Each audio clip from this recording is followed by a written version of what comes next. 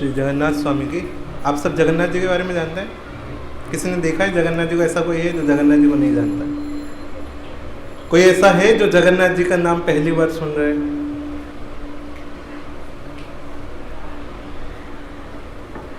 ठीक है, अभी हमारे ऑल्टर में यहाँ फोटो नहीं है। आपने देखे होंगे जगन्नाथ जी के दो बड़े बड़े आंखें होते हैं। सारे भगवान देखने के लिए आपको दूर मतलब पास में जाके प्रयत्न करना पड़ेगा। आपको पास जाएंगे तभी आपको दिखेंगे। जगन्नाथ जी ऐसे भगवान है, वो दूर से भी दिख जाएंगे आपको। कितनी ही दूर क्यों ना हो आप, उनकी आंखें जरूर दिखेगी। कुछ दिखे या ना दिखे, उनकी आंख दिखेगी। तो आज हम जगन्नाथ रथ यात्रा क्या क्या प्रोसेस होती है, किस तरीके से पुरी में किया जाता है, स्नान यात्रा कैसे होती है, हम थोड़ा सा उसके ऊपर डिस्कस करेंगे। और उसका महत्व क्या है, ये चीज़ आज हम देखेंगे। तो हम जानते हैं कि 4 धाम हैं। ऐसे उत्तर दिशा में अलग से 4 धाम कहा जाता है, जो जैसे बद्रिका धाम, केदारनाथ, ये अलग से एक 4 धाम है। बट अगर सही मायने में देखा जाए तो मेन 4 धाम है। कौन कौन से? हर दिशा में एक एक धाम है।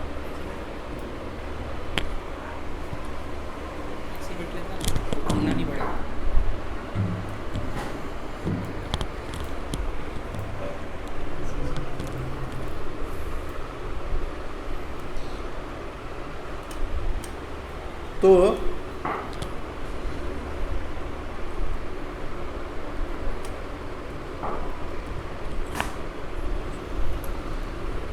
उत्तर युग, उत्तर दिशा में कौन सा धाम है? उत्तर दिशा में 4 धाम में से उत्तर दिशा में कौन सा आता है? हम 4 धाम सुने ना? 4 धाम कौन कौन से 4 धाम है? केदारनाथ, द्वारका, ठीक है। और हाँ, अच्छा, तो 5 हो गए। हाँ, केदारनाथ नहीं है। 4 धाम है। उत्तर दिशा में बद्रिका धाम, दक्षिण दिशा में रामेश्वरम, पश्चिम दिशा में द्वारिकानाथ और पूर्व दिशा में जगन्नाथ जी। अब हर जगह के महत्व अलग है। जैसे उत्तर दिशा में भगवान शयन करते हैं, उत्तर दिशा में भगवान शयन करते हुए दिखेंगे। दक्षिण दिशा में यानी रामेश्वरम में भगवान स्नान करते हैं। पश्चिम दिशा में भगवान जी राज करते हैं, अपना राजपाट पश्चिम दिशा में चलाता है। तो पूर्व दिशा में क्या करते हैं? हाँ, मजा तो हर जगह ही है उनका। पूर्व दिशा में क्या करते हैं? खाते हैं। पूर्व दिशा है सिर्फ खाने के लिए। तो जगन्नाथपुरी धाम का महत्व ही है सिर्फ खाने के लिए। अब देखेंगे उड़िया में एक टर्म यूज करते हैं हम, मतलब एक शब्द यूज करते हैं, बड़ा। बड़ा यानी क्या होता है? बड़ा। हिंदी में हम बड़ा बोलते हैं, उड़िया में हम बड़ा बोलते हैं। तो जगन्नाथ जी का हर चीज बड़ा है वहां पे। जैसे उड़िया में पंडा जो होते हैं भगवान को, हम भी बुलाते हैं भगवान को बड़ा ठाकुर। बड़े ठाकुर यानी सबसे बड़े ठाकुर वही है, उनसे बड़ा कोई नहीं है। मतलब बलराम जी उनसे बड़े हैं ऐसा देखा जाए तो, बट फिर भी हम बोलते हैं बड़ा ठाकुर जगन्नाथ जी। ठीक है, ओके। रोड होता है पूरे विश्व का सबसे बड़ा रोड कौन सा है? पूरी जगन्नाथ जी का रोड है। इसीलिए आपने सर्च करेंगे उसका नाम है ग्रैंड रोड। इंग्लिश में उसको कहते हैं ग्रैंड रोड। आप अभी भी जाएंगे ग्रैंड रोड जाने हैं तो आपको वहीं ले जाएंगे, उसका नाम ही है ग्रैंड रोड। तो उड़िया में उसको बोलते हैं बड़ो दांडो। दांडो यानी रोड, उड़िया में हम दांडो बोलते हैं उसको। सो क्या हो गया? भगवान भी बड़े, वहाँ का आंगन भी बड़ा, रोड भी बड़ा। ठीक है, ओके। और क्या बचता है फिर?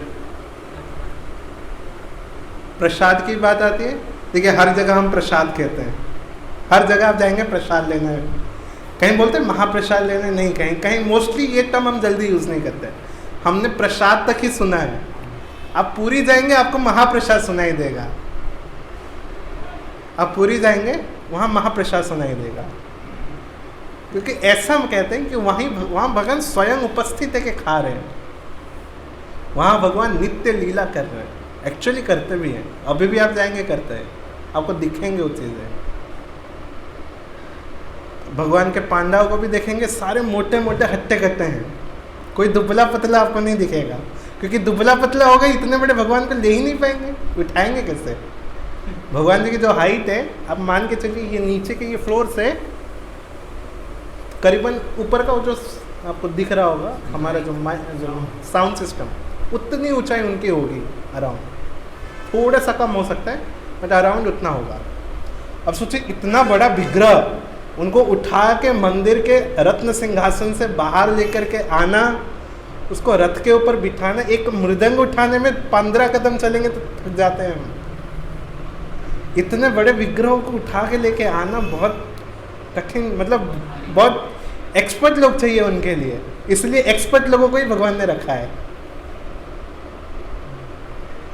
तो भगवान के जो पंडा है, कभी भी हम धाम जाते हैं, हम नॉर्मली देखेंगे बाह्य दृष्टि से हम बहुत गलतियां करते हैं जब हम धाम जाते हैं। आप जाएंगे पुरी में, अच्छा ये दक्षिणा मांग रहे हो, दक्षिणा ऐसे मांग रहे हैं, हम बाह्य दृष्टि से बहुत गलती करते हैं, बट हमें उनका दर्शन उस तरीके से नहीं करना चाहिए। उनकी वो क्वालिफिकेशन है इसलिए वो पंडा बने हैं और हम नॉर्मल व्यक्ति बने हैं। भगवान के एक एक पंडा एक एक गोपी के स्वरूप है, ऐसा वर्णन है, एक एक पंडा एक एक गोपी है। हमें मिनिमम 6 घंटा की नींद चाहिए, वो सोते ही नहीं है पंडा, उनको जब मिल जाए समय वहीं पे सो जाएंगे। 1 घंटे के लिए भगवान सो रहे तो वो सोएंगे, भगवान नहीं सोएंगे तो वो नहीं सोएंगे। उनका शेड्यूल पूरे भगवान के ऊपर डिपेंड है। तो सिर्फ हम देखेंगे भगवान जो जगन्नाथ जी की जो मतलब पूरी में जो भगवान जो व्यवस्थित है, जो उपस्थित है, सबसे यूनिक है। मतलब आप कभी जाएंगे पूरी, आपको फील होगा कि नहीं यार, मतलब भगवान यहाँ है, सामने है, देख रहे हैं आपको। पर्सनली मैं भी फील करता हूँ हाँ है, वो उपस्थित आपको दिखेंगे वो चीज़। जैसे आप सबने सुना ही होगा, ये इसकी महत्व तो आप सभी ने सुना है। जैसे पूरी में जाएंगे, भगवान के ऊपर जो पतित पावन झंडा फहराता है, वो हमेशा हवा के विपरीत दिशा में फहराता है। आपको वीडियो प्रमाण चाहिए, हम ग्रुप में भेज देंगे। एक झंडा सीधे पतित पावन एक जो दिशा में फहर रहा है, उसके अपोजिट में दूसरी झंडा ले रहा है, वो अपोजिट डायरेक्शन में ले रहा है। कैसे, उसका कोई आंसर नहीं है। अच्छा, मैं जैसे हम बोल रहे थे कि भगवान का हर चीज़ बड़ा है, ग्रैंड रोड हो गया, भगवान भी बड़े हैं, ठीक है, उनका प्रसाद भी बड़ा है, हैं? रसोई भी सबसे बड़ा है, बिल्कुल। World's biggest kitchen is in Puri only. पूरे विश्व में सबसे बड़ा किचन पुरी में है। अब कैसे पुरी में है, आप तो बोलेंगे भैया बहुत सारे हैं, हमने तो सुना है गुरु नानक, हाँ है, ऑब्वियसली है, बट आप सोचिए हर दिन लाख लोगों को वहाँ पे प्रसाद दिलाया जाता है, लाखों लोगों को हर दिन दिलाया जाता है। और कमाल वाली बात यह है, जितना प्रसाद नॉर्मल डेज पे बनता है, उतनी ही प्रसाद रथ यात्रा के दौरान भी बनती है। रथ यात्रा के दौरान जो भक्त आते हैं, करीबन 20 से 25 लाख लोग आते हैं, लेकिन वो प्रसाद कभी कम नहीं होता। जितनी क्वांटिटी पहले बनती थी उतनी क्वांटिटी अभी भी बनेगी, लेकिन प्रसाद कम नहीं होगा। यही उसका महत्व है। कितने भी लोग हो जाए वहाँ पे, जगन्नाथपुरी में गए तो कोई भूखा नहीं लौटेगा। ये भगवान ने इंद्रदम्न महाराज को कहा था। हम आविर्भाव बोलेंगे कि नहीं? आविर्भाव लंबा हो जाएगा। जगन्नाथ जी कैसे प्रकट हुए किसी ने सुना है? वो लंबा हो जाएगा, वो कथा बड़ी लंबी है। आप लोग उज्जैन अभी हाल ही में गए उज्जैन अभी हाल ही में उज्जैन यात्रा थी आप लोगों के। तो उज्जैन का पहला नाम था अवंती, सुना ही होगा। अवंती के राजा थे इंद्रदम्न महाराज, सत्ययुग की बात है। तो जो जगन्नाथ जी का जो प्राकट्य है, उनके पीछे इंद्रदम्न महाराज का हाथ है, ठीक है। वो एक अलग कथा है, कभी समय मिला उसको हम डिस्कस करेंगे कि जगन्नाथ जी का प्राकट्य कैसे हुआ, बहुत सुंदर लीला है। तो हम आज थोड़ा सा डिस्कस करेंगे स्नान यात्रा क्यों होता है, और रथ यात्रा में आप लोगों ने सुना है रथ यात्रा क्यों होता है, ऑलरेडी पुरुषोत्तम रामप्रभु ने कहा है उसके बारे में। तो आज हम सुनेंगे रथ यात्रा होती कैसे है, ठीक है, और हमें कैसे पार्ट लेना है रथ यात्रा में। तो स्नान यात्रा भगवान के जिस दिन जन्मोत्सव होता है, जिस दिन भगवान प्रकट हुए थे, उसके उपलक्ष्य में स्नान यात्रा होती है। यानी स्नान यात्रा के दिन जैसा हमारा बर्थडे होता है, इस प्रकार से स्नान यात्रा के दिन जगन्नाथ जी का बर्थडे होता है। स्नान यात्रा कब गया? अभी हाल ही में गया। किसी ने सुना स्नान यात्रा गया? 4 तारीख को स्नान यात्रा गया। नॉर्मली क्या होती है कि भगवान का पूरे 365 दिन, भगवान के 12 महीने में 13 यात्रा निकलती है। जगन्नाथ जी की 12 महीने में 13 प्रकार की यात्राएं निकलती है। इसमें बहुत सारी यात्राएं हैं, जैसे दोड़ो यात्रा, ये हो गई होली के लिए होती है। चंदन यात्रा, ये हो गई अभी गर्मियों के लिए होती है, ठीक है। रथ यात्रा, इसके लिए हो गया, अभी रथ यात्रा आएगा। स्नान यात्रा, ऐसे करके 13 प्रकार की यात्राएं होती हैं, ठीक है, महत्वपूर्ण यात्राएं। इसके अलावा हर दिन तो होते ही रहते हैं, बट ये 13 यात्राएं मुख्य हैं, ठीक है। तो वो जगन्नाथ जी जो स्नान यात्रा के दिन भगवान का क्या होता है? अभिषेक होता है, एक तरीके से आप कह सकते हो। 365 दिन भगवान मंदिर में मंत्रोपचार से स्नान करते हैं। मंत्रोपचार से स्नान करते हैं यानी भगवान के विग्रह रखे होंगे रत्न सिंहासन पे, उनके सामने हर भगवान के एक पुजारी होते हैं। जगन्नाथ जी के एक पुजारी, सुभद्रा जी के एक पुजारी, बलभद्र जी के एक पुजारी, ठीक है। अब जैसे भगवान जी यहाँ पे मान लीजिए रत्न सिंहासन है, 3 भगवान बैठे हैं, 3 पुजारी बैठेंगे। कौन सी दिशा में? ऐसे बैठेंगे जैसे हम दंडवत प्रणाम करते हैं तो हमारे बाएं ओर होते हैं, उसी प्रकार से वो भी बैठेंगे। उनके बाएं ओर भगवान बैठेंगे, मतलब इस साइड मुँह करके बैठेंगे, ठीक है। जैसे वहाँ पे अगर ऑल्टर है तो भगवान इसी साइड मुँह करके बैठेंगे। भगवान का हमेशा जो पूरा जो पूजा विधि है 16उपचार से होती है। अब पूजा करने के 2 प्रकार हैं, या तो पंचोपचार या 16उपचार। 16उपचार क्या होती है? 16उपचार यानी भगवान का आह्वान करना, उनको आसन प्रदान करना, उनका मुख प्रक्षालन करना, उनका हाथ प्रक्षालन करना, उनको जल अर्पण करना, फिर कपड़ा देना मुंह पोंछने के लिए, ठीक है। इस प्रकार से कुछ नियम है, उसको बोलते हैं 16उपचार। पंचोपचार में जो हम करते हैं नॉर्मली गौड़ीय वैष्णव संप्रदाय में, पंचदीप दिखाते हैं, धूप दिखाते हैं पहले, फिर पंचदीप दिखाते हैं, फिर पानी जल अर्पण करते हैं, फिर शंख अर्पण करते हैं, फिर कपड़ा, पहले कपड़ा, फिर जल कपड़ा, देन फूल फ्लावर, ठीक है। बाकी चामर और पंख तो हर किसी में कॉमन है, उसको हम नहीं कंसिडर करते हैं। तो जगन्नाथ जी की जो पूजा विधि होती है पंचोपचार से नहीं, वो 16उपचार से होती है मोस्टली, ठीक है। तो भगवान जी का मॉर्निंग में स्नान होता है। अच्छा, भगवान की खासियत ये है, खास भगवान की नहीं, एक्चुअली हम भगवान ने शास्त्र में लिखा है, खाना जब भी हम खाते हैं हमारा शरीर अशुद्ध हो जाता है। जब भी हम खाना खाते हैं हमारा शरीर क्या होता है? अशुद्ध होता है। तो स्नान किया जाता है नॉर्मली। तो भगवान क्या करते हैं? स्नान किया जाता है इन द सेंस कपड़े हमारे खराब हो गए, यानी जैसे हम कहते हैं ना, हम अगर मान लो ये कपड़ा पहन के मैंने खाया तो ये कपड़ा क्या हो गया? छुआ हो गया, मतलब छूत हो गया ये कपड़ा। अब इस कपड़े से पूजा करना अच्छा नहीं है, इस प्रकार से होता है। तो जब भी हम भोजन ग्रहण करते हैं, भोजन ग्रहण करने से क्या होता है? कपड़े अशुद्ध हो जाते हैं, हमारा बॉडी अशुद्ध हो जाता है। अब कोई प्रश्न पूछ सकता है अशुद्ध क्यों होता है? क्योंकि जब हम खाना खाते हैं, खाने के साथ साथ हम सांस भी ले रहे हैं नॉर्मली। खाने के साथ कुछ कभी हो सकता है, कभी कोई बैक्टीरिया वायरस को भी कुछ भी जा सकता है। तो इस प्रकार से हमारा शरीर क्या है? एक प्रकार के अशुद्ध हम चीज़ें ग्रहण कर रहे हैं, ठीक है। इसीलिए खाना खाने के बाद भगवान जी भी जब प्रसाद ग्रहण करते हैं, भगवान जी को दिन में 6 टाइम्स भोग लगता है, 6 टाइम्स, 6 बार भगवान को भोग लगेगा, ठीक है। 56 भोग जो बोलते हैं हम, 6 बार लगते हैं भोग। और हर बार भोग लगने के पश्चात भगवान कपड़े चेंज करेंगे। तो यानी अगर 6 बार अगर भगवान ने खाना खाया तो कपड़े कितनी बार बदलेंगे? 6 बार, कंफर्म 6 बार भगवान कपड़े भी बदलेंगे। तो भगवान मॉर्निंग में उठेंगे। अच्छा, मॉर्निंग में जब उठेंगे तो सबसे पहले आरती होगी। आरती के बाद फिर भगवान का अवकाश होता है। अच्छा, जैसे हम बोलते हैं कि भगवान का हम नहाते हैं इसी प्रकार से भगवान का भी स्नान होता है, भगवान का भी दंत मार्जन होता है, भगवान भी अपने जीव साफ करते हैं। ठीक है। अच्छा, ये कैसे होती है?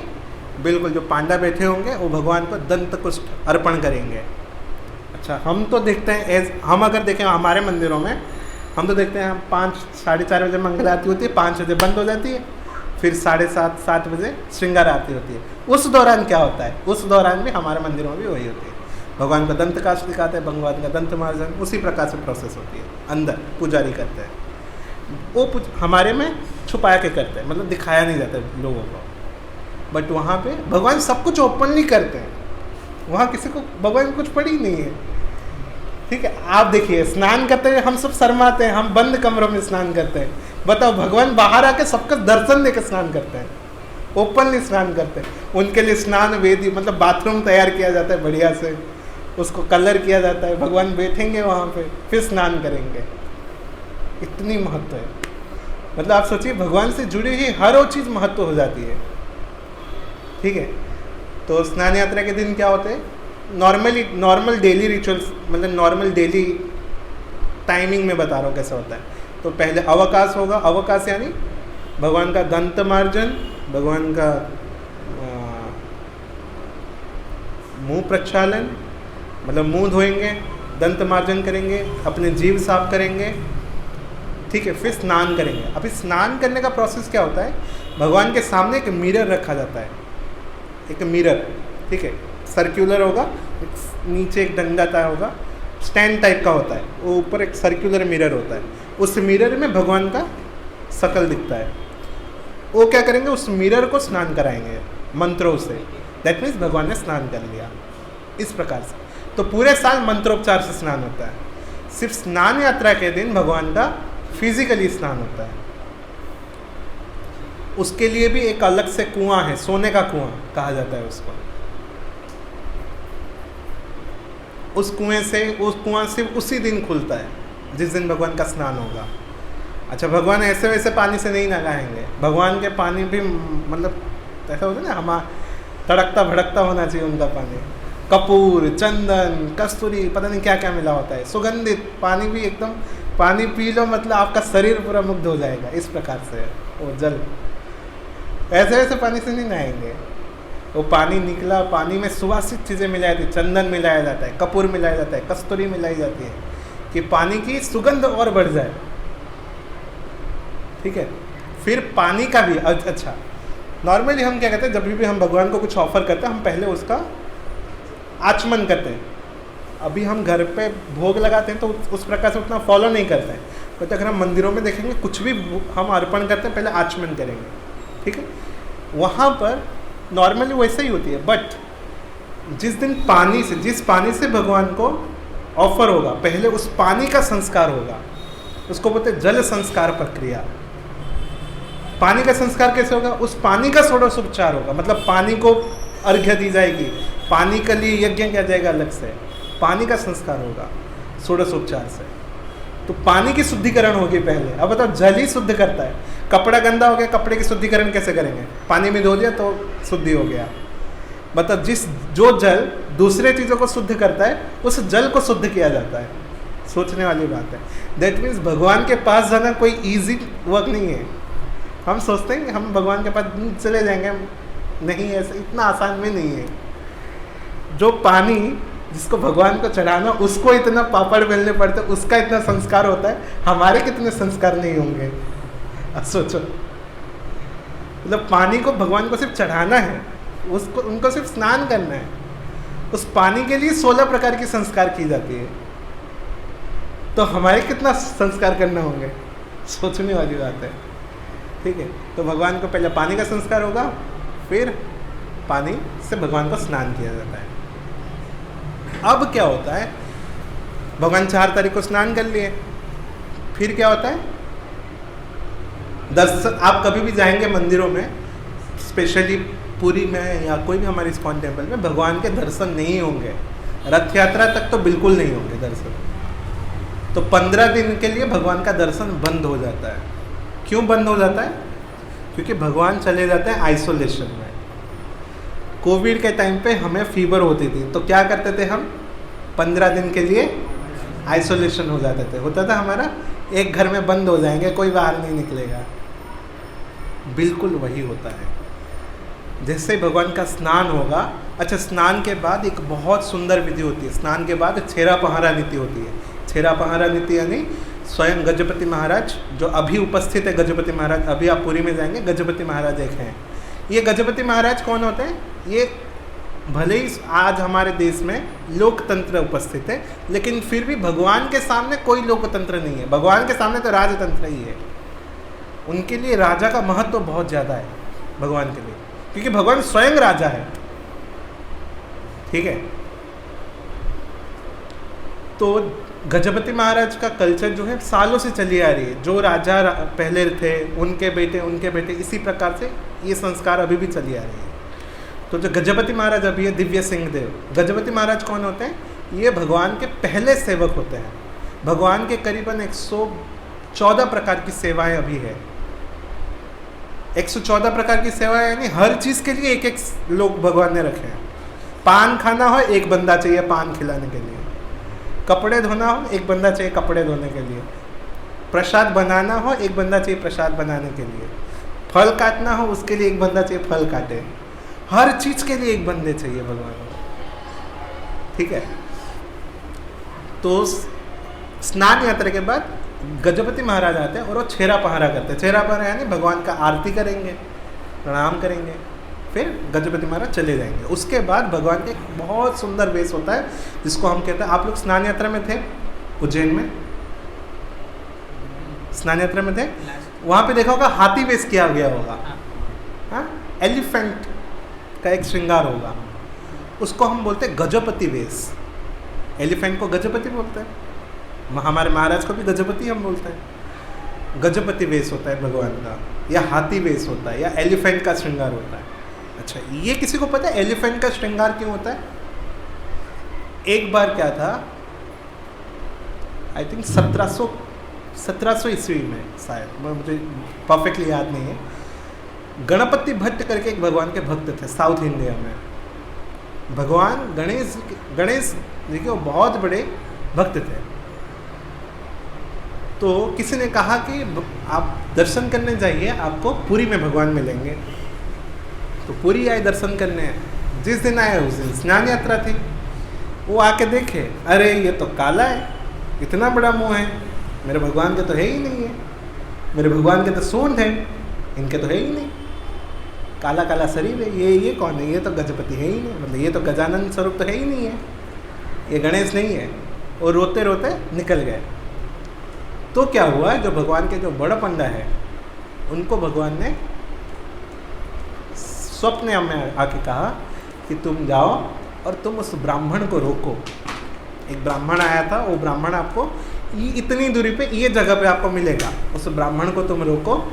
वो ब्राह्मण मेरा दर्शन करने आया था, बट किसी कारण से वो मेरा दर्शन नहीं कर पाया सही तरीके से, तुम उसको लेके आओ। तो भगवान का स्नान हो चुका है, स्नान यात्रा के बाद वो ब्राह्मण चला जा चुका है। बड़ा पंडा गया, उस व्यक्ति को बोला आपके किसके दर्शन करने आए थे? बोले हम तो आए थे भगवान के दर्शन करने। बोले कौन से? गणेश जी के। बोले भगवान तो बोल रहे थे कि वो दर्शन देने के लिए वहाँ खड़े हैं, आप आ गए रिटर्न। बोले मैं तो गया था, वहाँ तो कोई और था, काला काला भगवान। बोले नहीं आप जाओ, देखो वहीं है शायद।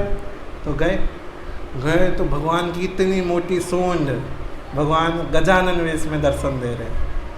तब से ये रिचुअल्स आया, स्नान यात्रा के बाद भगवान का गजानन वेश में श्रृंगार होता है, हाथी वेश में श्रृंगार होता है। तब से ये प्रथा है। भगवान का कोई भी चीज़ ऐसा ही नहीं होता। आप देखेंगे भगवान इस तरीके से है, मतलब आप सब इमेजिन नहीं कर सकते। एक्चुअली मैं एक्सप्लेन भी नहीं कर पाऊंगा वो चीज़। भगवान इतने महान हैं, इंद्र वरुण भी उनसे देख के जाते हैं, हर कोई। भगवान मतलब आप जब जाएंगे दर्शन करने, पूरे नवग्रह ऐसे। भगवान का जय विजय द्वार होता है, जय विजय द्वार के बाद गर्भगृह के पहले एक द्वार आता है जिसको हम बोलते हैं कड़ाहटा द्वार। कड़ाहटा द्वार, उससे पहले आता है जय विजय द्वार। जय विजय द्वार के बिल्कुल बाद सारे नक्षत्र ऐसे भरे पड़े हैं भगवान का दर्शन करने के लिए। सारे नक्षत्र, जितने नक्षत्र है, जितने तारे हैं, सारे वहीं पे खड़े पड़े हैं भगवान का दर्शन करने। रथ में देखेंगे, अभी रथ में जहाँ भगवान बैठते हैं बिल्कुल पीछे की ओर एक प्रभा लगता है, प्रभा यानी एक सिंहासन टाइप का थोड़ा सा बनाया जाता है। ये जो फिगर बनाया जाता है ना, ऐसे ही नहीं बनाते, उसका महत्व है, उस चीज़ का एक इम्पोर्टेंस है। आप देखेंगे एक साइड इंद्र बनाया गया होता है, दूसरे साइड ब्रह्मा का बनाया गया होता है, ऐसे नहीं बनाया गया होता है, वो सारे वहाँ पे उपस्थित है। इंद्र वरुण सब उनके दर्शन पाने के लिए तरसते रहते हैं। अच्छा, 4 प्रतिमाएं हैं। मैं थोड़ा सा ऑफ टॉपिक अब जा रहा हूँ। पहले कौन कौन से? बलराम जी, सुभद्रा जी, जगन्नाथ जी, उनके बाजू में सुदर्शन जी। अब सुदर्शन जी है तो चक्र, नॉर्मली हमने अब तक क्या देखा है, सुदर्शन है तो चक्र, बट जगन्नाथपुरी में सुदर्शन खंबे के स्वरूप में है। अब ये बड़ी आश्चर्य की बात है, चक्र से खंबा कब बने? इसकी भी एक लीला है। एक बार क्या हुआ, जगन्नाथ जी दर्शन कर रहे थे, दर्शन दे रहे थे अपने, तो सुदर्शन जी के मन में ऐसा विचार आया, हम भगवान के कितने बड़े भक्त हैं, मतलब मन में ऐसा सोच रहे हैं, सही में हम बहुत भाग्यवान हैं, भगवान का जरूरत पड़ती है, हम भगवान हमें ही यूज़ करते हैं। हम जिसकी इच्छा, हमारे सामने हर कोई झुक जाता है, कोई देवी देवता हमारे सामने नहीं खड़े हो पाते, हम जिसका चाहे उसका सर काट देंगे। जो देवता, कोई देवता नहीं, कोई पशु नहीं, कोई राक्षस नहीं, कोई गंधर्व नहीं, कोई हमारे सामने नहीं टिक पाता है, हमारे सामने सबकी डंका हिल जाती है। सुदर्शन के मन में एक दिन ऐसा भाव आया, अब भगवान जी हमारे हैं तो गर्वगंजन, उनका एक नाम है जगन्नाथ जी का, गर्वगंजन। क्यों गर्वगंजन? क्योंकि जैसे ही अगर भगवान के सामने, जगन्नाथ जी के सामने इतना सा भी, नाखून भर का भी अगर आपके अंदर थोड़ा सा गर्व होगा, घमंड होगा, वो ऐसी लीला करते आपके घमंड उसी समय चूर चूर हो जाएगा। अब भगवान का अंदर से पता चल गया, अच्छा है सुदर्शन आज उड़ रहा है, बहुत काटना पड़ेगा पंख। तो सुदर्शन, तो भगवान ने क्या कहा, सुदर्शन जी जाओ हमारे सबसे बड़े भक्त को बुलाओ, काफ़ी समय हो गया हम मिले नहीं हैं उनसे, हमें उनसे मिलना है। अब सुदर्शन जी के दिमाग लगा, सुदर्शन जी मन में सोच रहे हैं हमसे बड़ा भक्त कौन है, हम तो सबसे बड़े भक्त हैं, उनके उंगलियों में रहते हैं, जब बोले हम तुरंत उपस्थित रहते हैं, जिसको बोले उसको तुरंत काट देते हैं, हम सुरक्षा प्रदान करते हैं भगवान को, भाई हमसे बड़ा भक्त कौन है। मन में सोच रहे हैं, बोल नहीं रहे। अब भगवान तो भगवान है। जगन्नाथ जी बोले, ओ अयोध्या जाओ, वहाँ पे हमारे राम हनुमान जी बैठे हैं, बोलो बहुत दिन से दर्शन नहीं किया उनके, उनसे मिलना है हमें। अब इनको लगी मिर्च, सुदर्शन जी को बुरा लगा, ऐसे कैसे हनुमान जी हमसे बड़े भक्त है, इतने बड़े भक्त हो गए हमसे, तो अंदर कुपित हो गए उनके ऊपर, हनुमान जी के ऊपर, ऐसे कैसे। तो बड़े तीव्र गति से गए हनुमान जी को, और ऐसे, हनुमान जी आपको जगन्नाथ जी बुला रहे हैं, दर्शन करने जाना है आपको, मतलब थोड़े कठोर आवाज़ से उनको कहा। अब हनुमान जी तप में थे, और जैसे ही ये सुना कि आपको जगन्नाथ जी प्रभु जी याद कर रहे हैं, तुरंत उनकी आंखें खुली और उन्होंने ये कहा, और उनको पता ही नहीं चला सुदर्शन को, हनुमान कब वहाँ से निकल भी गए। अब दोनों में रेस लगी, सुदर्शन जी आगे जा रहे, कभी जगन्नाथ, कभी हनुमान जी उनसे आगे निकल जा रहे, फिर उनको देखते हनुमान जी को सुदर्शन जी अपनी रफ्तार बढ़ा रहे, तो दोनों में बड़ी तेज रफ्तार हुई। ऐसे करते करते हनुमान जी जा पहुँचे जगन्नाथ मंदिर में। 4 द्वार है, पूर्व द्वार, पश्चिम द्वार, दक्षिण द्वार, उत्तर द्वार, 4 द्वार है। 4 जगह से निकलने के लिए 4 दिशाओं में 4 द्वार है। पूर्व द्वार को कहा जाता है सिंह द्वार, पश्चिम द्वार को कहा जाता है व्याघ्र द्वार, व्याघ्र यानी टाइगर, हम उसको बोलते हैं व्याघ्र, हिंदी में क्या कहते हैं, बाघ द्वार, आप बाघ द्वार कह सकते हो। तो सिंह द्वार, व्याघ्र द्वार, ओके।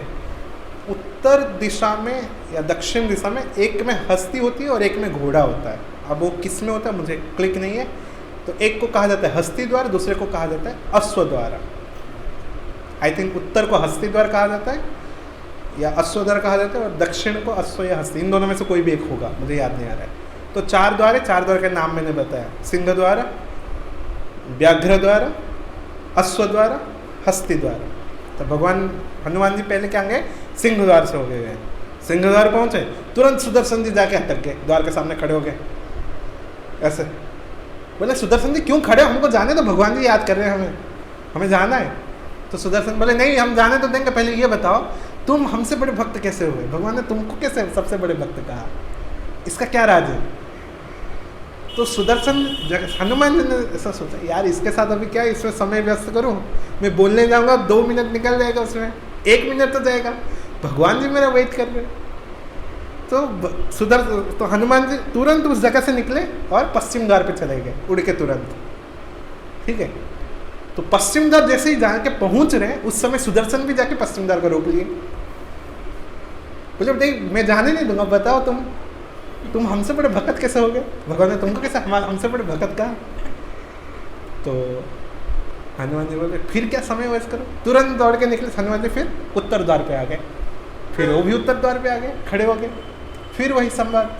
हनुमान जी फिर दौड़ के निकले, दक्षिण द्वार पे पहुंचे, दक्षिण द्वार पे फिर खड़े होके साथ। अब हनुमान का आया गुस्सा, तब से मैं इग्नोर कर रहा हूँ, यानी तुम हमारी पूछ ले, अब तुम हम छोड़ेंगे नहीं तुमको। उनको क्या किए, ऐसे लेके दांत में दबा के पेट के अंदर निकल गए उसको। पता सुदर्शन जी को पकड़ के अपने दांतों में दबा के पेट के अंदर निकल गए। फिर गए भगवान जी के दर्शन किए, जगन्नाथ जी पूछे कैसे हो, हाँ मिले अपने प्रभु से। जगन्नाथ जी पूछे अरे मैंने सुदर्शन को भेजा था, वो कहाँ है? तो हनुमान जी को याद है, अरे सॉरी भगवान मेरे से बहुत बड़ी गलती हो गई। क्या गलती हुई? वो भगवान जी सुदर्शन जी बहुत परेशान कर रहे थे, तो मैंने उनको निकल गया था, उनको मैं निकाल रहा। तो जब उन्होंने निकाला सुदर्शन जी को पूछे सुदर्शन जी क्या हुआ आपको? भगवान पूछे, अब भगवान तो जले में नमक छिड़कने वैसे हैं, क्या हो गया तुमको? तो सुदर्शन भगवान पूछो मत, बड़ी हालत खराब कर दी मेरी, दांतों में चबा के मेरे को डंडा बना दिया। उस दिन से भगवान का सुदर्शन जी का स्वरूप है, क्योंकि दांतों में उनको चूर के उन्होंने डंडा स्वरूप बना दिया। जैसे हम चबाते हैं तो एक च्युइंगम मान लो, च्युइंगम कोई भी शेप में चबाते हो तो बिल्कुल स्ट्रेट हो जाती है, थोड़ी सी हल्की सी, बिल्कुल ऐसे उन्होंने हनुमान जी ने उनका एक डंडा स्वरूप बना दिया। उस दिन से अब सुदर्शन जी जब पहले तो चक्र था तो हाथ में ले भी सकते थे, अब सुदर्शन जी को डंडा स्वरूप बना दिया। जगन्नाथ जी बोले नहीं नहीं, तुम तो अब उसके पेट के अंदर जाके आए हो, यानी तुम अब किसी का भोजन बन चुके हो। और एक बार किसी की, क्योंकि भगवान का ऐसा है, भगवान कभी भी झूठा नहीं लेंगे। पेट के अंदर गया यानी वो क्या हो गया, झूठा हो गया, स्पर्श नहीं करेंगे। तो जगन्नाथ जी ने क्या कहा, अब हम तुमको धारण तो नहीं करेंगे, तुम अब साइड में खड़े रहो हमारे। तो भगवान ने उनको अपने वाम पार्श्व में जगह दी। इसलिए आप देखेंगे बलराम जी, सुभद्रा जी, जगन्नाथ जी और उनके बाजू में आते हैं सुदर्शन जी। इसी प्रकार से भगवान के सामने किसी की नहीं चलती। आप जाएंगे जगन्नाथ मंदिर में, हर किसी को बांध के रखा है, यहाँ तक कि एकादशी को भी बांध के रखे हैं भगवान ने। सिर्फ जगन्नाथपुरी ऐसी जगह है, आइडियली हम गौड़ीय वैष्णव संप्रदाय से हमें तो फॉलो करना है। पुरी में अगर हम कभी भी जाते हैं एकादशी के दिन, तो हमें वहाँ पे भी अन्न नहीं ग्रहण करना चाहिए। बट पुरी में ये महत्व है, वहाँ पे एकादशी का पाप नहीं लगता है, क्योंकि भगवान ने एकादशी को बांध के रखा है वहाँ पे। वहाँ एकादशी में चावल खाने पे कुछ नहीं होगा। अरे भाई, जो महाप्रभु चावल खा रहे हैं, वो चावल खाने से पाप कैसा? हर किसी को भगवान ने, मतलब ऐसा हर कोई देवा देवी आपको मिलेंगे जो भगवान को प्रणाम करते हुए दिखेंगे, हर कोई देवा देवी आपको। पुरी के समुद्र तट पे हनुमान जी को भी भगवान ने बांध के रखा है। उनका नाम है, आप जाएंगे कभी पुरी, समुद्र तट पे एक भगवान हनुमान जी का एक मंदिर है, बेढ़ा हनुमान करके उनको बोला जाता है। क्यों हनुमान जी को बांध के रखा था ना? एक बार ऐसा होता था, समुद्र मंदिर से समुद्र बहुत ज़्यादा दूर नहीं है, अभी भी 2-3 किलोमीटर ही है, बट पहले समुद्र थोड़ा पास में था। तो समुद्र की लहरों की आवाज़ आती थी, अभी भी आती है। आप सिंह द्वार के सामने खड़े रहेंगे, ऐसा कहा जाता है लहरों की आवाज़ अभी भी आती है, समुद्र की लहरों की आवाज़। तो लहरों की आवाज़ इतनी होती थी, जगन्नाथ जी रात को सो नहीं पाते थे ठीक से। तो क्या हुआ, जगन्नाथ जी ने हनुमान को कहा जगन्नाथ जी के जो मैंने 4 द्वार बताए ना, चारों द्वार पे हनुमान जी हैं, एक एक हनुमान के विग्रह है। पूर्व सिंह द्वार पे भी हनुमान जी है, व्याघ्र द्वार यानी पश्चिम द्वार पे भी हनुमान जी है, उत्तर द्वार पे भी हनुमान है, दक्षिण द्वार पे भी हनुमान है। ये हनुमान जी क्या करते हैं, भगवान की सुरक्षा प्रदान करते हैं, प्रोटेक्शन गार्ड की तरह वहाँ पे खड़े हैं। तो एक बार क्या हुआ ना, जगन्नाथ जी रात को सो नहीं पा रहे थे, लहरों की आवाज़ बहुत तेज हो रही थी, तो भगवान का रात में नींद में डिस्टर्ब हो रहा था। भगवान ने हनुमान जी को बुलाया, बोला हनुमान जी ये लहरें बहुत परेशान कर रखे हैं, रात को सो नहीं पा रहे हैं, कुछ करो इनका बंदोबस्त। हनुमान जी तुरंत चल पड़े समुद्र किनारे, और इस प्रकार से उन्होंने इतनी तीव्र गति से वो दौड़ते थे, अपना प्रकोप उन्होंने इस प्रकार से बना के रखा कि एक हवा का लेयर बन गया मंदिर के चारों ओर, और उस हवा के लेयर के वजह से जो ध्वनि समुद्र की आके टकराती थी वो मंदिर के अंदर जाने के बदले हवा से टकरा के फिर रिटर्न चली जाती थी। इतनी तीव्र गति से हनुमान जी। अब हनुमान जी की सेवा भगवान ने क्या दिया कि इस लहरों की समुद्र की आवाज़ मेरे पास नहीं आनी चाहिए, मंदिर के अंदर घुसने भी नहीं चाहिए। तो हनुमान जी बोले ठीक है भगवान, हम वही करेंगे। तो समुद्र के किनारे जाके हनुमान जी टिक गए, भाई लहरें तेरे को तो जाने ही नहीं दूंगा अंदर, आवाज़ तेरी जानी नहीं चाहिए वहाँ तक। लेकिन हनुमान जी के दर्शन करने जाएंगे भगवान जी, तो अगर कभी समय मिलता था और हनुमान जी अगर भगवान के दर्शन करने चले जाते थे, उस दौरान लहरें निकल पड़ती थी, लहरों की आवाज़ फिर चली जाती थी। कभी मन हो गया हनुमान जी का तो अयोध्या चले जाते थे लड्डू खाने, तो उस दौरान लहरें अपना काम कर लेती थी, उसकी जो ध्वनि है और तेज कर देती थी। तो भगवान ने हनुमान जी को कहा भाई तुम तो नहीं सुधरने वाले, तो हम क्या करेंगे, तुमको बांध देते हैं। तो भगवान ने अपने सोने के जंजीरों से हनुमान जी को बांध के उस समुद्र किनारे प्रतिष्ठित कर दिया। आप अभी भी जाएंगे बेड़ा हनुमान करके आपको दिखेंगे। तब सोचिए भगवान इतने परम ब्रह्म स्वरूप में इतने सर्वस्व है, हर कोई उनके दर्शन मात्र के लिए तरसते हैं। हम जाके देखेंगे हमें लगेगा ठीक है विग्रह है, ऐसा है वैसा है, बट नहीं, बहुत महत्वपूर्ण है भगवान का दर्शन। एक्चुअली जगन्नाथ जी का दर्शन इतना सुलभ नहीं है। सुलभ यानी क्या होता है, बहुत इजी होता है। भगवान का दर्शन इतना सुलभ नहीं है। करोड़ों भाग्य में अगर हमने कोई थोड़ा सा पुण्य किया होगा तब भगवान सुयोग देते हैं हमें भगवान का दर्शन कर पाए। और सबसे अच्छी दर्शन होता है जब हम भगवान को रथ के ऊपर दर्शन करते हैं, वो सबसे महत्वपूर्ण दर्शन होता है। भगवान के रत्न सिंहासन में अगर आप एक वर्ष तक अगर आप जितना दर्शन करेंगे, मान लो रथ के ऊपर अगर आपने एक दर्शन कर लिया, वो उसके बराबर होती है, 365 दिन के बराबर होती है। रथ के ऊपर दर्शन करना भगवान की मतलब सबसे महान दर्शन है। लाखों युग के पाप मिट जाते हैं भगवान का रथ के ऊपर दर्शन करना। तो जो रथ यात्रा है बहुत इंपॉर्टेंट यात्रा है। तो स्नान यात्रा में जैसे मैंने बताया, स्नान यात्रा होगी, फिर भगवान गजानन वेश में दर्शन देंगे। उसके बाद भगवान को, जैसे हम बहुत तेज नहा लेते हैं तो हमें क्या होता है, फीवर होता है, तो भगवान को भी क्या होता है, फीवर हो जाती है, बाकायदा होता है। अगर कोई ये सोच रहे हैं ये क्या भगवान को थोड़ी होता है, नहीं, ऐसा नहीं, भगवान लीला करते हैं।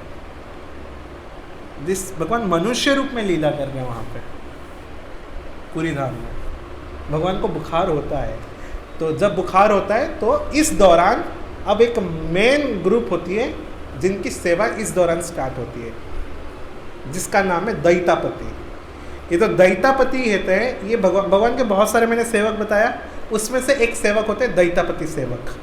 इनकी सेवा उस दिन से मेन स्टार्ट होती है। इनका सेवा क्या है, जगन्नाथ जी के स्नान यात्रा के दिन से लेकर के जगन्नाथ जी के रथ यात्रा, उसके बाद एक और होता है रिटर्न रथ यात्रा, मतलब बाहुड़ा यात्रा।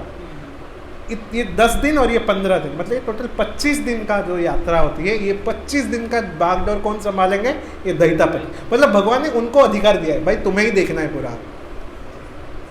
तो ये जो फीवर जैसा होता है भगवान को, अब फीवर होगा तो भगवान किसी को दर्शन नहीं देंगे, उस दौरान अगर आप जाएंगे मंदिर में आपको दर्शन प्राप्त नहीं होंगे। तो याद रखना, कभी भी अगर पूरी दर्शन करने जाएंगे तो स्नान यात्रा के दौरान बाद कभी मत जाइएगा। मतलब जाना अच्छी बात है, ऐसा नहीं, बट उस दौरान दर्शन नहीं होंगे। स्नान यात्रा के बाद और रथ यात्रा के पहले अगर आप कभी पूरी जाएंगे तो आपको भगवान के दर्शन प्राप्त नहीं होंगे, पहले ही बता रहा हूँ, ठीक है। तो भगवान कहाँ जाते हैं फिर? रत्न सिंहासन में तो दिखेंगे नहीं भगवान, तो फिर कहाँ रहेंगे? भगवान के लिए गृह बनाया गया होता है, एक घर बनाया होता है जिसको हम कहते हैं अणसर घर, अणसर गृह। उस अणसर गृह में क्या होता है, भगवान को अंदर रखते हैं, चारों भगवान रहेंगे अंदर। वहाँ कुछ कुछ रूल्स है। क्या रूल्स है? लाइटें नहीं होगी। जब हमारा तबीयत खराब होता है हमें बिल्कुल शांति चाहिए, कोई आके काच कुछ करे हमें बिल्कुल पसंद नहीं। तबीयत खराब हो, कोई आके आपके पास जोर जोर से चिल्लाए, आपको परेशान करे, हाँ ए प्रभु ये चाहिए, प्रभु वो चाहिए, कैसा लगेगा? अच्छा नहीं लगेगा। बिल्कुल भगवान को भी ऐसे, भगवान को बिल्कुल शांति चाहिए। इसीलिए 15 दिन के दौरान भगवान बिल्कुल शांति चाहते हैं। उस 15 दिन के लिए भगवान किसी को दर्शन ना दे करके भगवान अणसर गृह के अंदर चले जाते हैं। वहाँ पे ना कोई लाइट होती है, ना भगवान की आरती होती है, कुछ नहीं होता है वहाँ पे। ना घंटी बज सकती है, ना कीर्तन हो सकता है, ना भजन हो सकता है, कुछ नहीं हो सकता वहाँ पे। भगवान सिर्फ एक सफ़ेद कलर के कपड़ों से श्रृंगार होगा, बहुत ज़्यादा हेवी श्रृंगार नहीं करेंगे। जब हमारे बुखार होते तो बहुत हेवी कपड़े पहन देंगे, नहीं, हल्का फुल्का कपड़े पहनेंगे। हाँ बिल्कुल उसी प्रकार भगवान एक उत्तरी पहन लेंगे, सफ़ेद कलर के श्वेत पुष्प ही भगवान का ऑफर होते हैं, सफ़ेद कलर के पुष्प, उसके अलावा कोई पुष्प कलर वलर वाले कोई फूल नहीं लगेंगे उस दौरान। कोई भोग, अन्न भगवान त्याग कर। जब बुखार होता है, हम उड़ीसा में ये ट्रेडिशन है, हमें भी बुखार होता है, हमारे घर पे बुखार के दौरान हम चावल नहीं खाते, मेरे घर पे भी नहीं खाते हैं, एज ए उड़िया हम नहीं खाते हैं। बुखार के दौरान चावल खाने से और बढ़ता है बुखार, इसीलिए जगन्नाथ जी को चावल वर्जित है। जब भगवान बुखार में होते हैं, भगवान का जब अणसर गृह में होता है, तब भगवान का अन्न भोग नहीं लगता है। तो क्वेश्चन आता है, जो भोग बनता है वो किसको लगता है? भोग, वो जो भोग लगता है रत्न सिंहासन में जगन्नाथ जी के विहार में नारायण जी की स्थापना की गई होती है। जगन्नाथ जी का तो नहीं होंगे, तो जगन्नाथ जी के बदले वहाँ पे एक चित्र बनाया गया होगा नारायण का, पट्ट चित्र बनाया गया होगा, उस नारायण को भोग लगता है। सुभद्रा जी के जगह पे भुवनेश्वरी का चित्र होगा, जगन्नाथ और बलराम जी के जगह पे का नाम शेषनाग या ऐसा कुछ है, उनका एक चित्र बनाया होगा। 3 अलग अलग जनों का चित्र बनाया होगा, उनको भोग लगेंगे। और हाँ, भगवान के जो उत्सव डिटीज़ है, जगन्नाथ जी के उत्सव डिटीज़ है मदन मोहन, श्रीदेवी, भूदेवी। बलराम जी के उत्सव डिटीज़ है रामकृष्ण। मतलब उत्सव डिटीज़ यानी छोटे डिटीज़ होते हैं। अब हर चीज़ भगवान तो नहीं कर सकते ना, भगवान क्या करते हैं, अपने छोटे विग्रह रखे। अच्छा कुछ भी कराना ना, भगवान उनको बोल देंगे उनसे करा लो, अभी मैं हमेशा थोड़ी जाऊँगा। भगवान हर चीज़ पे नहीं जाएंगे, भगवान केवल रथ यात्रा में आएंगे।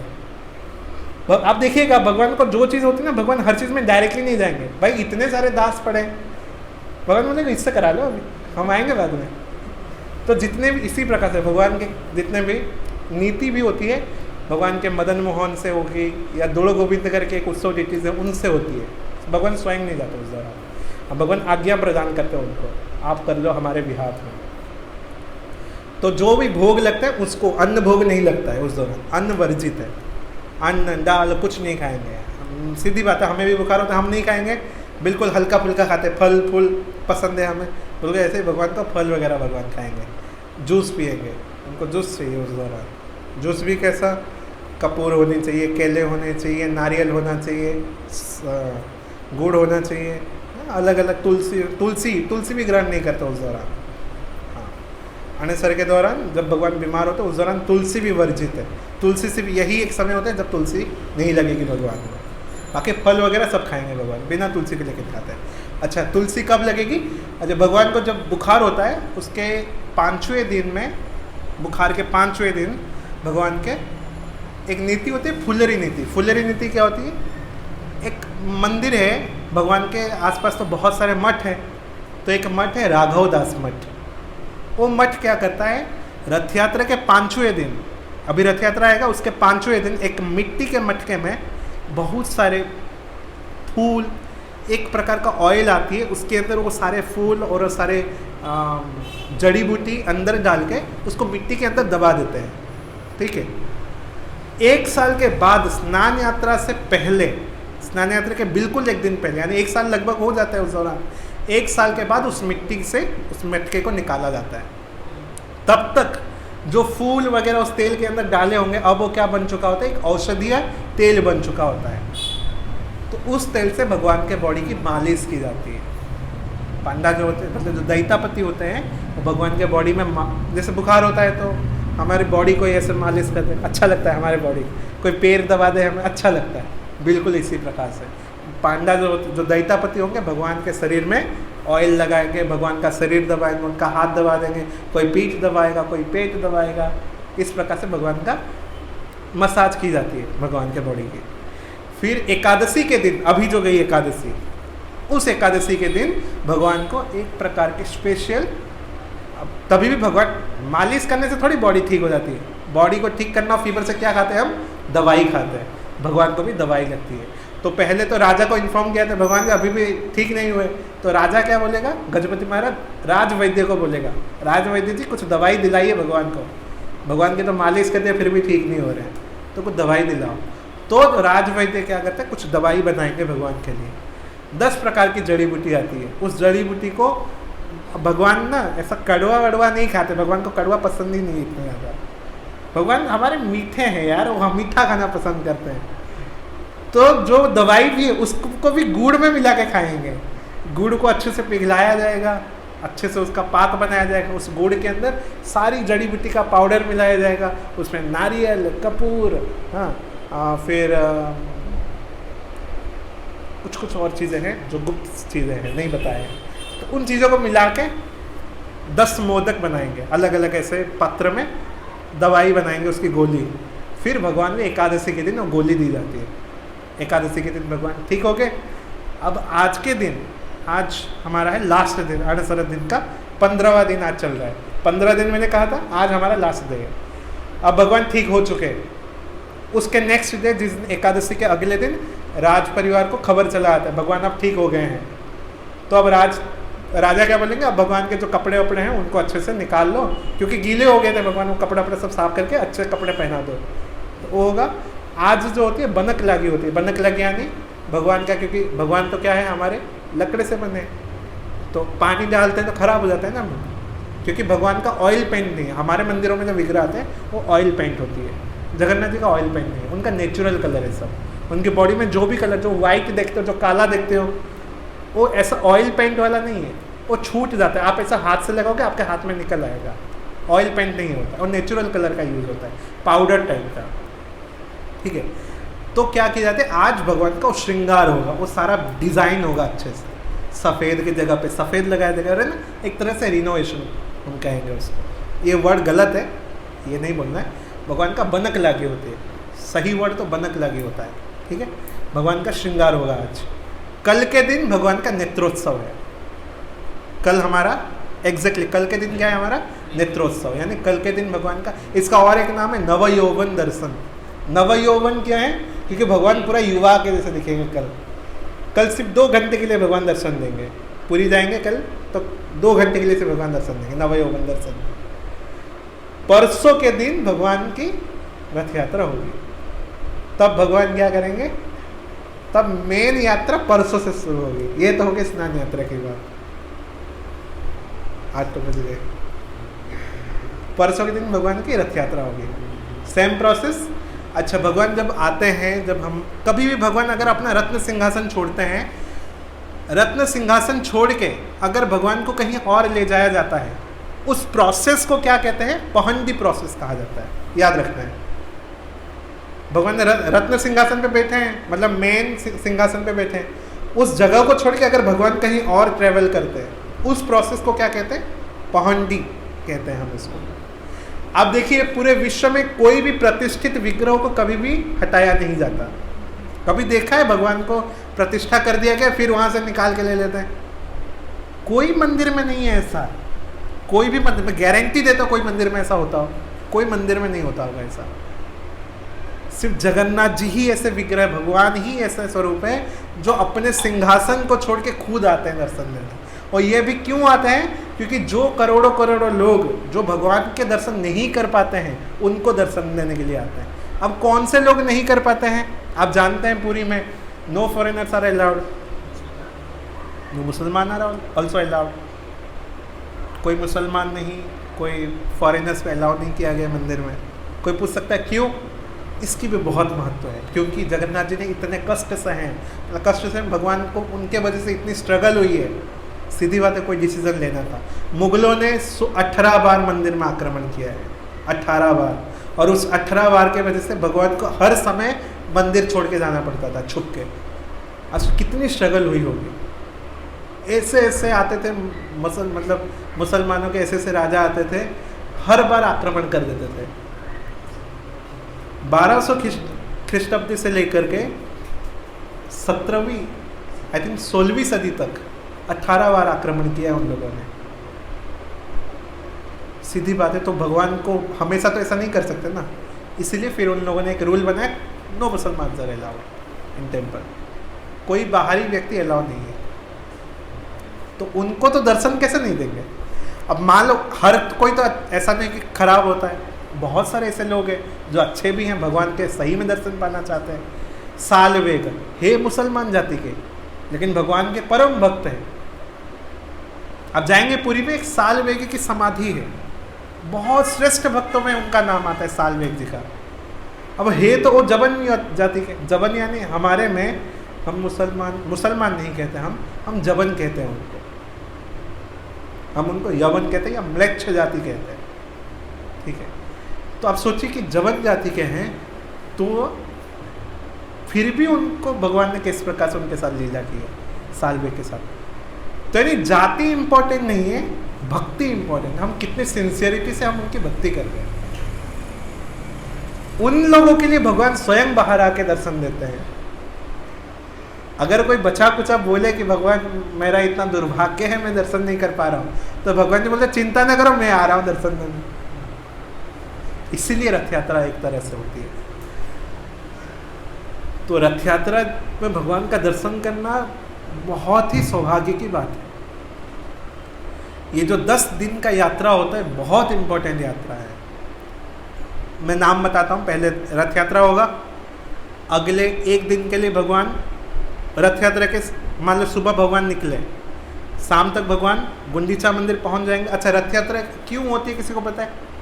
मतलब कहाँ से कहाँ तक जाता है रथ यात्रा? श्री मंदिर से। श्री मंदिर क्यों बोलते पता है? जगन्नाथ मंदिर का दूसरा नाम है श्री मंदिर, क्योंकि भगवान अकेले नहीं है, भगवान लक्ष्मीपति है, लक्ष्मी जी को साथ में रखें।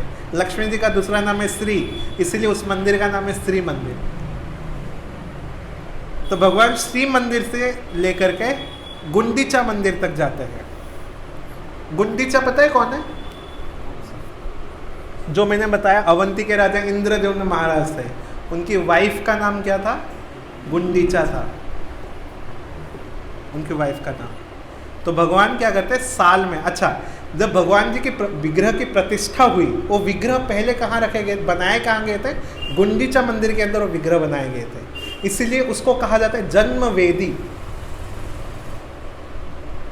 और जहाँ पे स्नान करते हैं उसको बोलते हैं स्नान वेदी। जहाँ पे भगवान दर्शन देते हैं उसको क्या बोलते हैं? रत्न वेदी। रत्न सिंहासन को रत्न वेदी, स्नान जहाँ पे स्नान करते उसको स्नान वेदी। जहाँ पे भगवान का जन्म हुआ था, मतलब जहाँ पे भगवान के विग्रह का प्रतिष्ठा की गई थी, मतलब प्रतिष्ठा नहीं, भगवान के विग्रह को जहाँ पे बनाया गया था उसको कहा जाता है जन्म वेदी।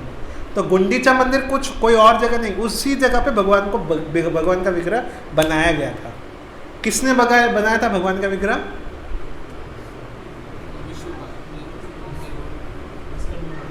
हाँ नहीं, भगवान खुद बनाए थे। भगवान विश्वकर्मा के स्वरूप में आए थे। बट अब सोचिए, जो भगवान पूरे दुनिया को बनाता है, उन भगवान को कौन बना पाएगा? इसीलिए उनका नाम भी था अनंत महाराणा। जो आए थे बनाने के लिए उनका नाम था अनंत महाराणा। अनंत है वही भगवान बना सकते, कोई और नहीं बना सकता उनका विग्रह। विश्वकर्मा के रूप में प्रकट हुए थे, बट विश्वकर्मा नहीं थे। जो भगवान, आप सोचिए, जो भगवान पूरे ब्रह्मांड की उत्पत्ति करते हैं, उन भगवान को कैसे वाकई विश्वकर्मा बना पाएगा? पॉसिबल ही नहीं है ऐसा। भगवान खुद ही बनाए थे, खुद की इच्छा हुई, इसीलिए इस स्वरूप में प्रकट हुए। तो भगवान जन्म वेदी में उनका क्या होता है, गुंडीचा मंदिर यानी उनका जन्म गाला, उनका वहाँ पे प्रकट्य स्थल हुआ था, उनको वहाँ पे बनाया गया था वहाँ पे। तो भगवान 15 दिन जो 10 दिन के लिए जाते हैं, 7 दिन कहाँ पे रुकते हैं, उस मंदिर के अंदर रुकते हैं, अपने माँ के साथ, गुंडीचा माँ के साथ रुकते हैं। इंद्रद्युम्न और गुंडीचा महारानी कौन लगेंगे भगवान के, किसी को पता है? भगवान के साथ उनका क्या रिश्ता है, संबंध क्या होगा उनका? हाँ, माता और पिता का संबंध है। क्योंकि जब इंद्रद्युम्न महाराज ने जब भगवान को बनाया, जब भगवान प्रतिष्ठित हो गए, तो इंद्रद्युम्न महाराज से भगवान बहुत खुश हो गए। तो इंद्रद्युम्न महाराज को भगवान कहा, तुम कुछ वर मांगना चाहो, मैं तुमसे बहुत प्रसन्न हूँ, जो मांगना चाहो तो तुम मांगो। तो भगवान ने उनको क्या, इंद्रद्युम्न महाराज ने क्या कहा, भगवान मेरी सिर्फ 2 ही इच्छा है, 3 इच्छाएं थी बट मैं 2 ही मुझे याद है। क्या इच्छा है? पहली इच्छा ये है कि भगवान आपके हाथ कभी सूखे नहीं पड़ने चाहिए। भगवान बोले ये कैसी बात करे, सूखे नहीं पड़ना चाहिए मतलब क्या, पानी के अंदर हाथ डुबा के बैठो? बोले नहीं, सूखे नहीं पड़ना चाहिए मतलब आप हमेशा खाते रहने चाहिए, मेरी इच्छा है। आपको प्रसाद की कभी कमी नहीं होनी चाहिए, आपका एक प्रसाद खत्म हो उसके तुरंत बाद आपका दूसरा प्रसाद लग जाना चाहिए। और आज भी यही होता है, आप पूरी मंदिर में जाएंगे, एक प्रसाद खत्म होगा, प्रसाद चलता रहता है। रात को भी जाएंगे, रात को 1:30 बजे भी प्रसाद लगता है वहाँ पे, कभी भी जाइए प्रसाद लगता है वहाँ पे, भोग कंटिन्यूसली चलता रहता है वहाँ पे। हाँ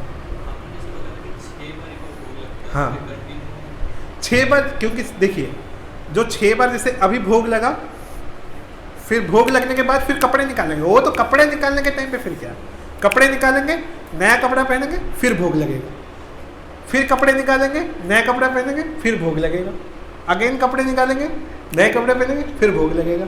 ऐसे करते करते करते करते रात का आएगा, फिर रात को संध्या दर्शन। देखिए 3 मेन भोग लगता है, जिसे हम बोलते हैं मॉर्निंग धूप, राज धूप, संध्या धूप, ये 3 मेन होते हैं, ठीक है।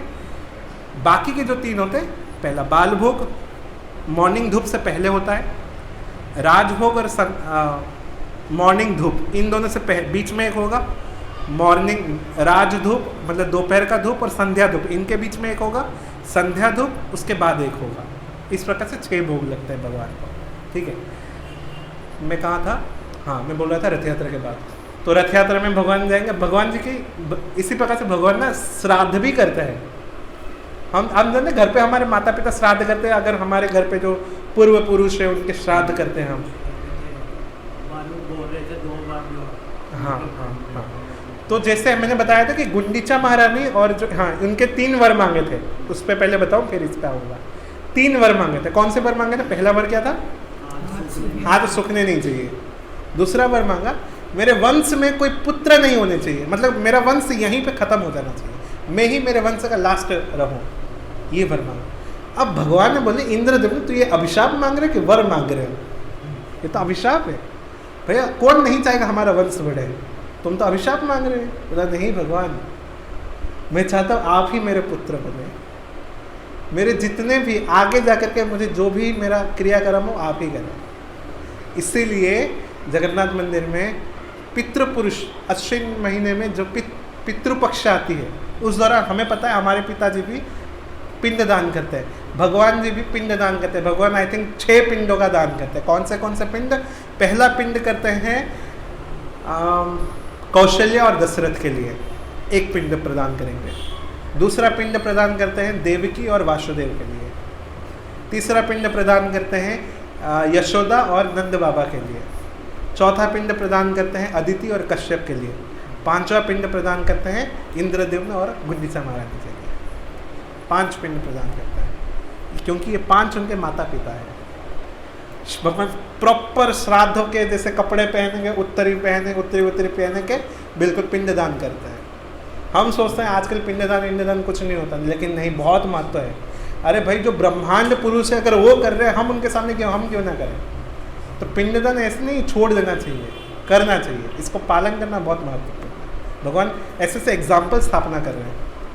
अब रथ यात्रा के दिन भगवान पूरा रात हो जाती है, जब तक रथ पहुँचेगा। अगले दिन मॉर्निंग शाम तक भगवान रथ पे रहेंगे। शाम को भगवान को अगेन उस रथ से निकाल करके फिर से पहंदी होगा, पहंदी करके भगवान को उनके जन्म वेदी में 3 सिंहासन जैसे ही होगा, वहाँ पे भी सिंहासन होता है, वहाँ पे लेकर भगवान को स्थापित करेंगे।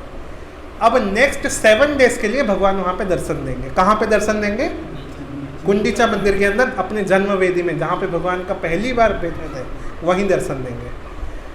अब इस दौरान, ये जो 7 दिन के दौरान, जैसे भगवान आज मान लो गुंडीचा मंदिर के अंदर चले गए, ऐसे हो के 5वें दिन को हेरा पंचमी हम कहते हैं। 5वें दिन को हेरा पंचमी। अब भगवान किसके किसके साथ में आए हैं रथ यात्रा के लिए? भगवान स्वयं, सुभद्रा जी, सुदर्शन जी, बलराम जी। वहाँ पे किसको छोड़ दिया? वहाँ पे किसको छोड़ के आए? जगन्नाथ मंदिर में श्री को छोड़ के आए हैं। अब श्री क्या हो जाती है? कुपित हो जाती है, तुम 5-4 मिलके अकेले छोड़ के मेरे को गए, इतनी हिम्मत। तो भगवान जो लक्ष्मी माता है, कमला जिसको भी हम कहते हैं, वो बिल्कुल एक मतलब उनका भी बढ़िया से पालकी वालकी निकालते हैं, पालकी में बैठ के लक्ष्मी जी पहले तो ग्रैंड रोड से होके आएगी, मतलब क्योंकि जा रहे भगवान से मिलने जाएंगे, ग्रैंड रोड से होके आएंगे। तो ग्रैंड रोड से अब भगवान के जैसे मान लो ये पुरी का मंदिर है, ये सामने गुंडीचा मंदिर है और सामने ही ग्रैंड रोड है, ठीक है। ऐसा तो लक्ष्मी जी ऐसे सीधे सीधे आएंगे, उनका दर्शन। अब दर्शन करने के लिए जब आएंगे, भगवान भोजन कर रहे होंगे, तो सामने क्या होता है, जब भी भगवान भोजन करते हैं, जैसे हम भोजन करते हुए कोई ना देखे, ऐसे भगवान के भोजन करते हुए उनको भी पसंद नहीं है। भगवान क्या करेंगे? टेरा बांध देंगे ना, अपने सामने कपड़ा बिछा देंगे, तो लक्ष्मी जी के सामने दिखेगा नहीं भगवान का चेहरा, लक्ष्मी हो जाएंगे और कुपित। ऐसा एक तो हमको बोल के नहीं आए, छुप के आ गए, कितने दिन के लिए वो भी नहीं बताया, और मेरे को अभी दर्शन भी नहीं दे रहे। तो क्या करेंगे? लक्ष्मी जी गुस्से से फिर रिटर्न आएंगे। अब गुस्से से जब आएंगे तो नंदी घोष, जो भगवान जी का जो रथ है, जगन्नाथ जी का रथ, उसको तोड़ देंगे गुस्से से। रथ का एक छोटा सा पार्ट लक्ष्मी जी अपने कुल्हाड़ी से तोड़ेंगे। वहाँ एक रिचुअल्स होती है गुस्से से, ये परंपरा है, इसलिए ये परंपरा अभी भी चल रही है। लक्ष्मी जी गुस्से से उस रथ को तोड़ देते हैं। अब नॉर्मली क्या होती है, जब महिलाएं जब गुस्सा होती है, कभी बहुत ज़्यादा गुस्सा होता है ना, तो सीधे सीधे नहीं जाएंगे, वो गलियों में से होकर निकलते हैं। तो लक्ष्मी जब जो ग्रैंड रोड से आई थी, वो ग्रैंड रोड से नहीं जाएगी, वो गुंडीचा मंदिर के पास में तो गलियाँ होगी, गली हो गए कि लक्ष्मी जी पहुँचेंगे अब मंदिर के अंदर। अब लक्ष्मी जी के मन में क्या है, एक तो मेरे को लिया नहीं, मैं खुद गई यहाँ से इतना दूर, मुझे दर्शन भी नहीं दिया, अब आए मंदिर में, मेरा ही मंदिर है, अब आए मैं देखूंगी। अब लक्ष्मी जी अंदर ठान के रखिए, जब आएंगे तब मैं देखूंगी। तो 5वें दिन ये हो गया हेरा पंचमी की ये फेस्टिवल।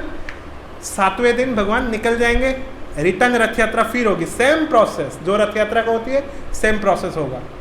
अब हम सबको रथ यात्रा पता है, रिटर्न रथ यात्रा के बारे में बिल्कुल नहीं पता, तो होना चाहिए सेम, बिल्कुल सेम प्रोसेस होता है। फिर से रथ बने, वहीं से निकलेगा, रथ को फिर चेंज किया जाएगा, रथ फिर से गुंडीचा मंदिर से आके पहुंचेगी जगन्नाथ मंदिर तक।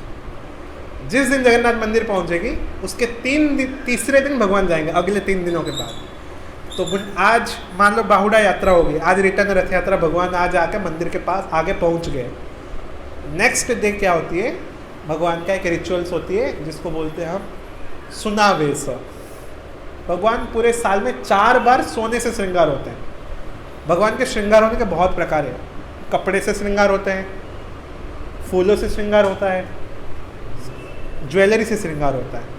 तो भगवान अपने पूरे 12 महीनों में 4 बार सोने से श्रृंगार होता है, मतलब स्वर्ण से भगवान पूरा सज्जित हो गए। एक होली के दिन, एक अभी रथ यात्रा के दौरान, और आई थिंक एक दिवाली के टाइम पे होता है, और एक मैं भूल रहा हूँ, मुझे याद नहीं है। तो 4 बार भगवान की सोने से श्रृंगार होती है। सिर्फ और एक ही यात्रा ऐसे होती है जिस दौरान भगवान रथ के ऊपर सोने से श्रृंगार होते हैं। कभी देखा होगा आप लोगों के पास, फोटो आता होगा उसमें। भगवान करीबन 121 प्रकार के ज्वेलरी पहनते हैं, 121 प्रकार के ज्वेलरी। सर के ऊपर किरीट पहनेंगे, कान में अपने वो पहनेंगे, कान की ताड़ी, ठीक है, गले में बहुत सारी मालाएं, ज्वेलरीज पहनेंगे, हाथों में आयुध पहनेंगे, चरणों के लिए श्री चरण पहनेंगे, श्री पैर पहनेंगे, इतने वजन उसके देखेंगे, कभी देखेंगे ना पांडा ऐसा लेके आते हुए दिखेंगे आपको फोटोज़ में, ठीक है। तो वो एक होती है, एक विधि होती है जिसको हम कहते हैं, वो एकादशी के दिन होती है। रथ यात्रा के बिल्कुल, बाहुड़ा यात्रा के बिल्कुल बाद एक एकादशी आएगी, उसको बोलते हैं आई थिंक हरिशयन एकादशी ऐसा कुछ। उसी दिन जो है ये रिचुअल्स होती है, एकादशी के दिन। अब सुनावेश के अगले दिन अधरपणा होता है। अधरपणा यानी, अच्छा हमें पता है जहाँ भगवान होते हैं वहाँ भूत पिशाच नहीं होते। अब भगवान तो भगवान है, उनका तो हर कोई दर्शन करना चाहता है, क्योंकि भगवान है, इसके लिए मंदिर के अंदर भूत पिशाच तो नहीं जा सकते, उनको कोई प्रसाद भी नहीं ले सकते वो भी। इसीलिए भगवान एक प्रथा करते हैं भूत पिशाचों के लिए, और उस रिचुअल्स का नाम होता है अधरपणा नीति। भगवान क्या करेंगे, अपने अधर यानी होठ से बिल्कुल नीचे तक एक तुम्ब यानी एक एक मटके के बड़े बड़े लंबे लंबे मटके होते हैं, उनके होठ अधर से बिल्कुल नीचे तक साइज के तुम्ब बने हुए होंगे। 3 तुम्ब, सुभद्रा जी के सामने 3, बलराम जी के सामने 3 और जगन्नाथ जी के सामने 3 तुम्ब बने होंगे। उस तुम्ब में एक पणा बनाया जाता है। पणा यानी अब बहुत किस चीज़ से बहुत अलग अलग चीज़ें मिलाते हैं उसमें, शक्कर हो गई, ठीक है, शक्कर यूज़ नहीं करते, गुड़ हो गई, कपूर हो गई, केले हो गए, ठीक है, फिर नारियल हो गए, तो अलग अलग चीज़ मिला के पणा बनाया जाता है। उस पणा से तीनों तुम्बों को, तीनों मटके को फील करेंगे। लंबे लंबे होते हैं मटके, कहाँ तक होता है, भगवान के अधर तक होता है, इसीलिए उसको बोलते हैं अधरपणा। यहाँ तक होता है इसलिए उसको बोलते हैं अधरपणा बोलते हैं। तुम्ब में बनाया, तुम्ब में डाल देते हैं। भगवान का ऑफर होने के बाद भगवान क्या करते हैं, उस तीनों तुम्ब को तोड़ देते हैं, उसको हम नहीं पी सकते। उसको वो सिर्फ किसके लिए ऑफर होता है, भूत पिशाचों के लिए होती है और पार्श्व देवी देवताओं के लिए होती है। रथ के आप देखेंगे, रथ के बिल्कुल चारों ओर हर देवी देवता है, चारों ओर नरसिंह भगवान से लेकर के सारे देवी देवता, रावण सब देवी देवता वहीं पे चारों, इंद्र वरुण पता नहीं क्या क्या है, सारे देवी देवता रथ के चारों। ये क्या दिखाता है, जब भगवान जाते हैं उन सभी उनको दर्शन करने आते हैं चारों ओर से। तो ये अधरपणा से रिचुअल किसके लिए होते हैं, भूत और पिशाचों के लिए होती है, और जो पार्श्व देवी देवता होते हैं उनके लिए, क्योंकि भूत पिशाच उनको भगवान का भोग नहीं मिल पाता। तो यही एक समय होता है भगवान उनको भी दर्शन देने बाहर आते हैं, क्योंकि वो बाहर तो कहीं पे भी रह सकते हैं, वो बाहर से लेके भगवान को रथ के ऊपर दर्शन करते हैं, और जो प्रसाद दिए वो भगवान का ऑफर कर लेते हैं, ग्रहण करते हैं। नेक्स्ट डे यानी तीसरे दिन उसको बोलते हैं नीलाद्रि विजय। नीलाद्रि विजय यानी भगवान अब अपने नीलकंठ के अंदर अब चले जाएंगे, नीलगिरी के अंदर अब चले जाएंगे, मतलब अपने मंदिर के अंदर अब चले जाएंगे। अब इस दौरान क्या होता है, बलराम जी चले जाएंगे, सेम प्रोसेस, पहन जी चले जाएंगे, सुभद्रा जी चले जाएंगे, सुदर्शन जी चले जाएंगे, जगन्नाथ जी भी जाएंगे। लेकिन जगन्नाथ जी जाने से पहले सिंह द्वार में लक्ष्मी जी आके खड़े हो जाते हैं।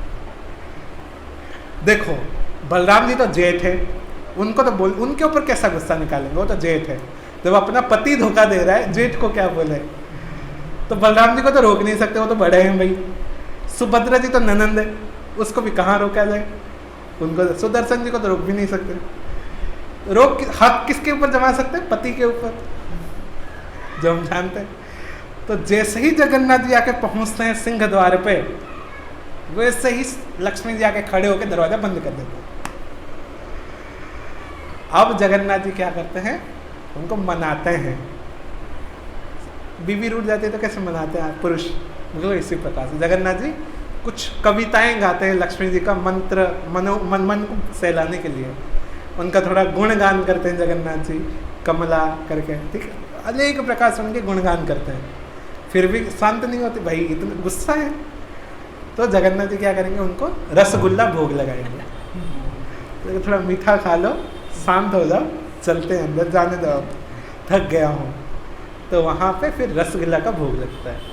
जगन्नाथ जी अपनी तरफ से एक रसगुल्ला का बड़े से मटके में रसगुल्ला भोग लगाएंगे, फिर लक्ष्मी जी उसको ग्रहण करेंगे, फिर दोनों मिलके जाके अंदर चले जाएंगे रत्न सिंहासन के अंदर, भगवान अपनी जगह पे व्यवस्थित, फिर अगले साल फिर सेम प्रोसेस।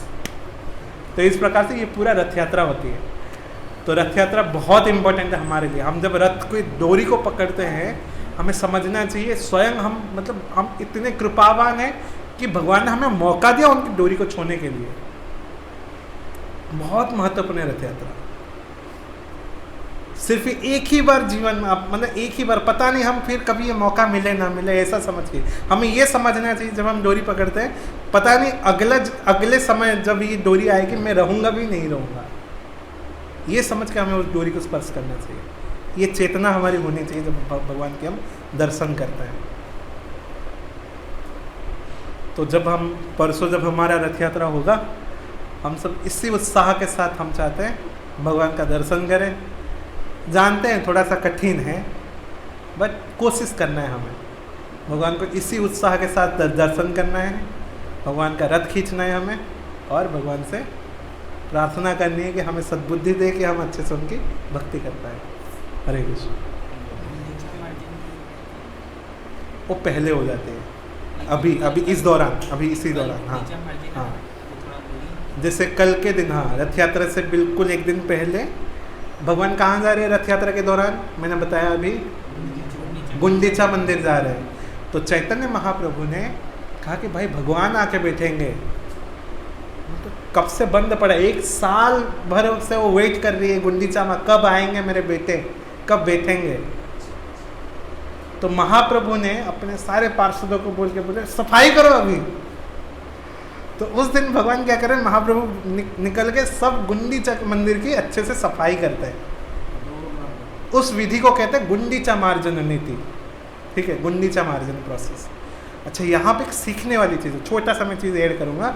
जब भगवान सफाई कर रहे थे, मैं बताया भी था, आए थे मैं एक बार, आई थिंक बताया था पिछले क्लास में, बहुत पहले जब क्लास दिया था। भगवान जी अपने धूल इकट्ठा कर रहे हैं, बाकी सब भी अपने अपने धूल इकट्ठा कर रहे हैं। तो जगन्नाथ, तो चैतन्य महाप्रभु जी ये बता रहे हैं जिसके कम धूल निकले, महाप्रभु उसको बोले इतने कम धूल क्यों निकले तुम्हारे।